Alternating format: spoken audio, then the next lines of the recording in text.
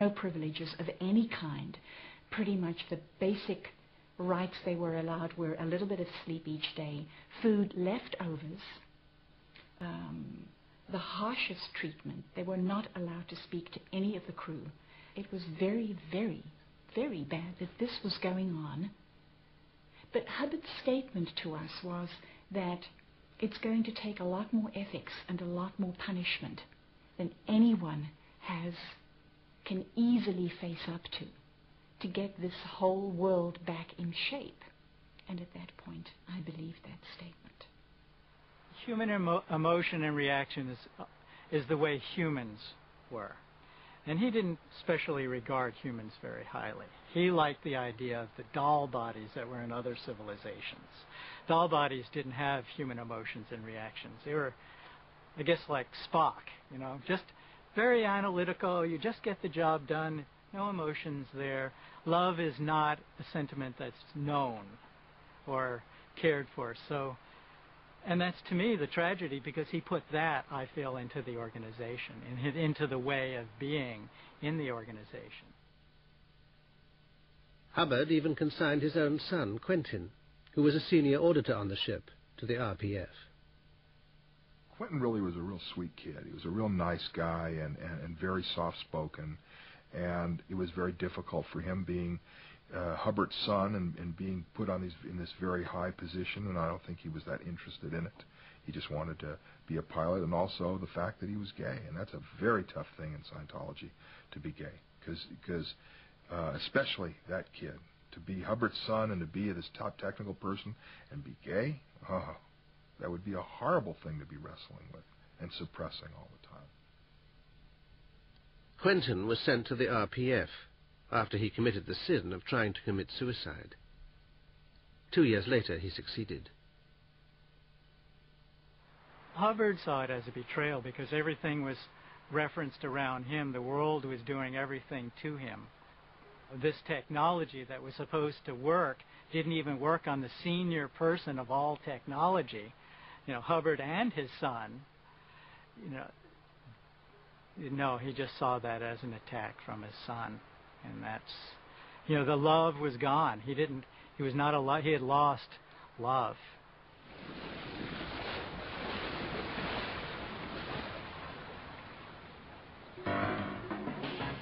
In 1975, Hubbard decided it was time to come ashore. He sent scouts to look for a suitable land base. They settled on Clearwater in the rich state of Florida.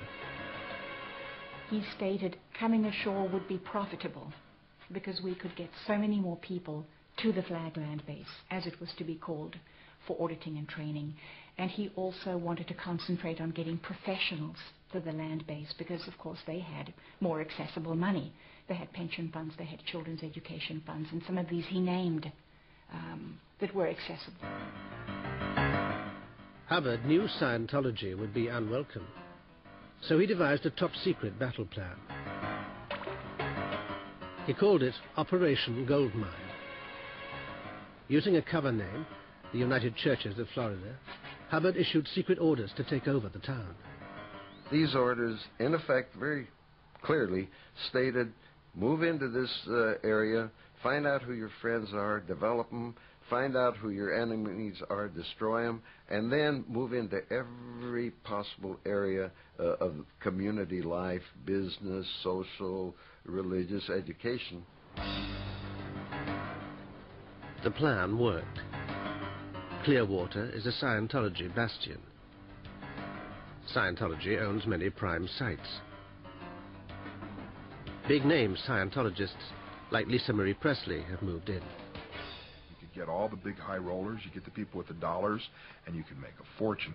And I believe the income for a week, this is like in 1970, 78, 79, was somewhere as $500,000 a week.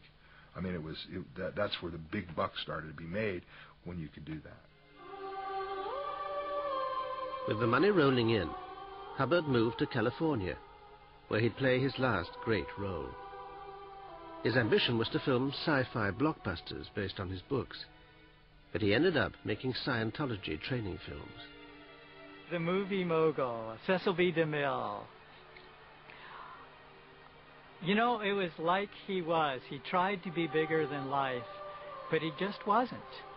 So he would make these extravagant sets. They were ludicrous. They were not big productions. They were just silliness. They were an egomaniac. He tried to be flustery and big and powerful, but if you looked, just stepped and observed, you could see that he had fear about everything. And finally, the fear came down to dust particles, little teeny dust particles.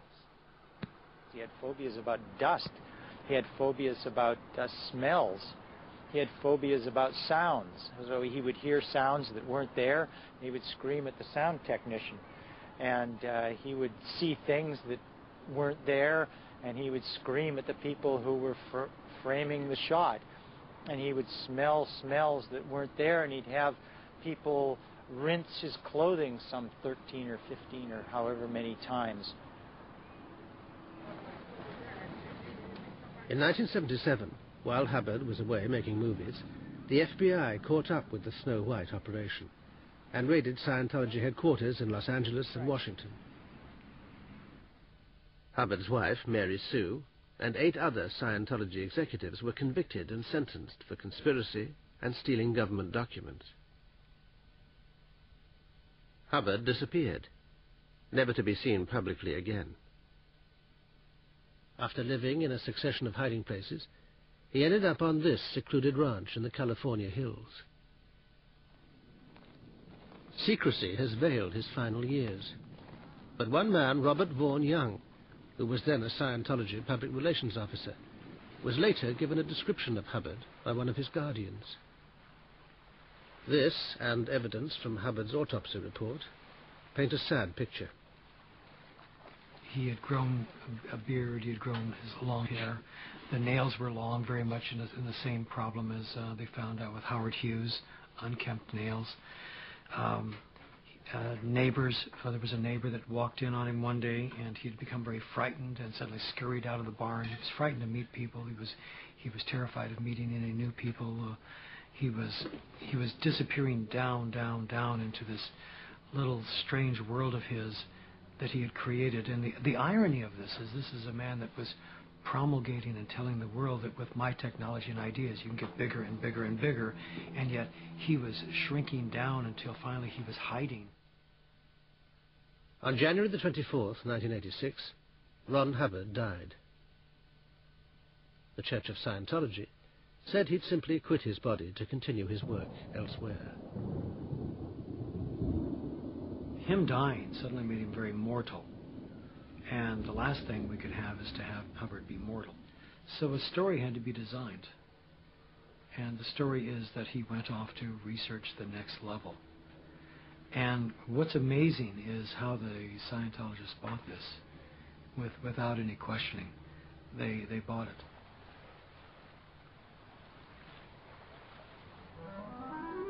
Today, the L. Ron Hubbard image is carefully protected by the Church of Scientology. It says he is the greatest humanitarian in history.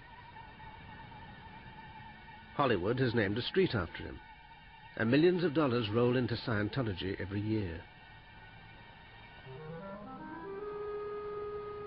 It continues to preach that Hubbard's teachings are the best solution to the mental problems of the world.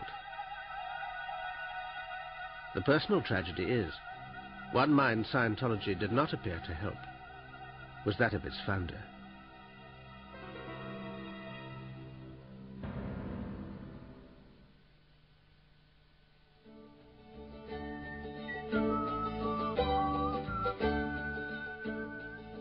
Secret Lives next Wednesday at 9 profiles the holiday camp king Billy Butlin. Our film next tonight on 4 is Caddyshack.